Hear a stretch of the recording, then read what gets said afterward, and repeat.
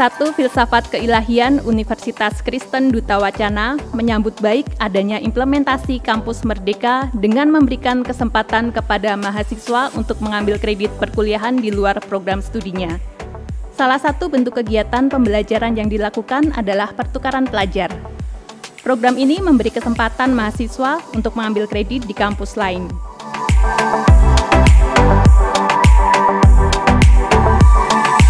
Perkenalkan, nama saya Baptista Sabda Buna.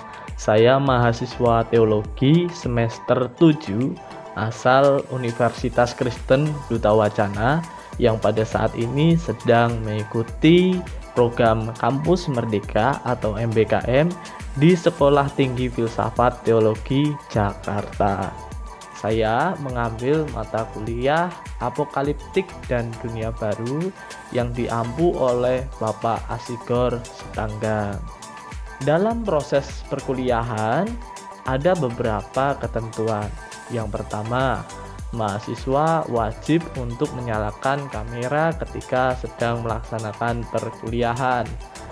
Namun, jika mahasiswa itu berhalangan, seperti contohnya sinyalnya buruk atau sedang sakit, mahasiswa tersebut diperkenankan untuk menonaktifkan kamera. Dengan syarat, mahasiswa tersebut harus izin terlebih dahulu kepada dosen terkait. Dalam perkuliahan juga ada yang namanya sesi break. Sesi tersebut adalah suatu sesi yang ada di tengah perkuliahan yang dimana mahasiswa dan dosen dapat break sejenak dan kembali pada perkuliahan dengan waktu yang sudah ditentukan. Dalam perkuliahan, dosen juga menggunakan tinjauan dari Alkitab dan tafsiran dari bahasa aslinya, yaitu bahasa Ibrani maupun Yunani, yang sangat membantu mahasiswa dalam mengenal dan menganalisis secara lebih dalam materi yang ada pada hari itu.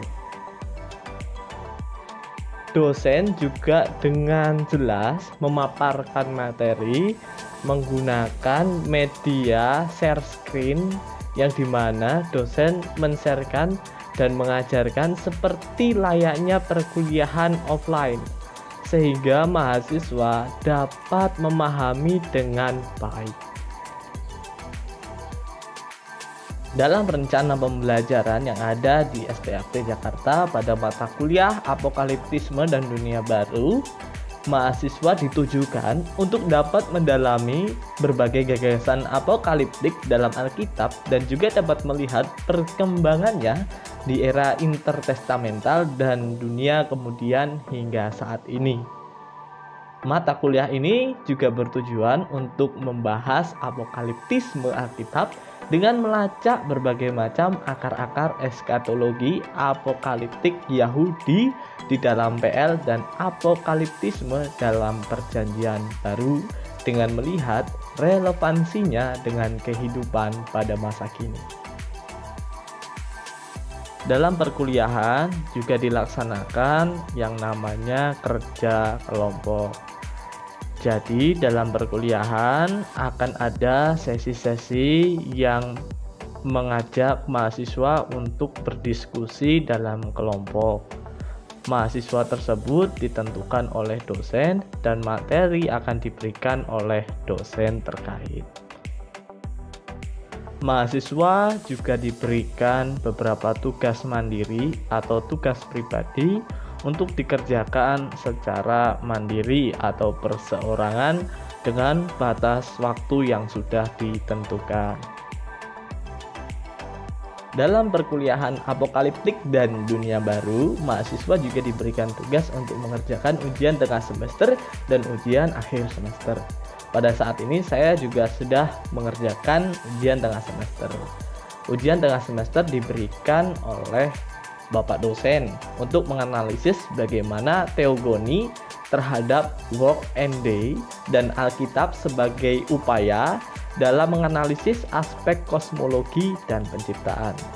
Kemudian untuk ujian akhir semester, mahasiswa diperkenankan untuk memilih salah satu film, kemudian menganalisis dan mengkritiknya menggunakan berbagai macam pembahasan atau materi yang sudah dipaparkan selama satu semester. Dalam perkuliahan apokaliptik dan dunia baru terdapat materi yang akan dibahas.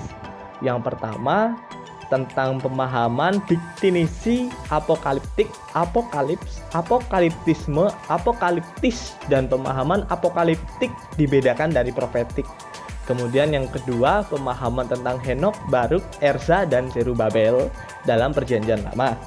Yang ketiga, pemahaman tentang antropologi dan kosmologi PL. Kemudian yang keempat, eksposisi Yesaya 65 sampai 66. Kemudian yang kelima, pemahaman tentang budaya dan mitologi Yunani Romawi, khususnya meninjau tentang kematian, maut, dan dunia orang mati. Kemudian yang keenam, pemahaman tentang budaya dan mitologi Yunani Romawi, terkhusus Hades, Gehenna, dan Uranos. Yang ketujuh, pemahaman tentang apokaliptis dan eskatologi dalam Markus, Matius, dan Lukas, yang menganalisis bagaimana persamaan dan perbedaannya. Kemudian yang kedelapan, pemahaman tentang apokaliptisme dan eskatologi dalam Injil Yohanes dan Kitab Wahyu. Yang kesembilan, pemahaman tentang apokaliptisme dan kedatangan Tuhan dalam Proto-Paulin dan Deutero-Paulin, persinggungan dengan gagasan-gagasan non-Kristiani. Kemudian yang ke-10, pemahaman tentang gagasan apokaliptisme dalam budaya-budaya lokal di Indonesia.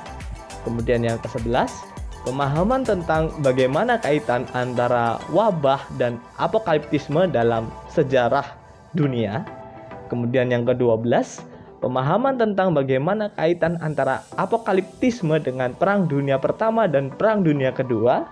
Kemudian yang ke-13, pemahaman akan apokaliptisme dalam dunia pop culture, khususnya Hollywood yang memiliki pengaruh global.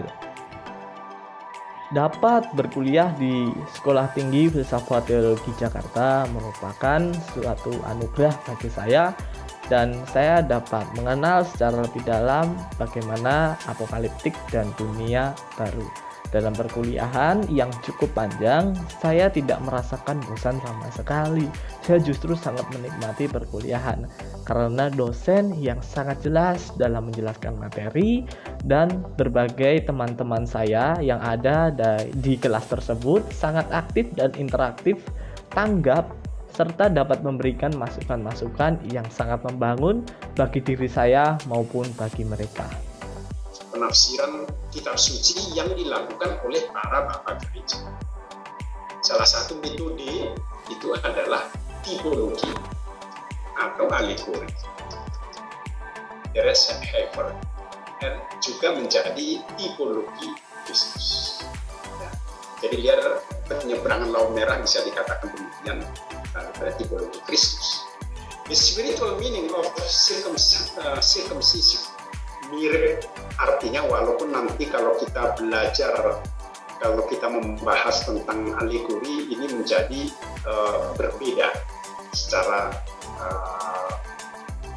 spesifik, ada sedikit perbedaannya, tetapi sekarang untuk sementara dilihat aja dulu bahwa ini juga termasuk bagian dari tipologi. Jadi sehingga kita lihat di sini baptisan dan salib adalah sudah di figur tipologi dari perjanjian.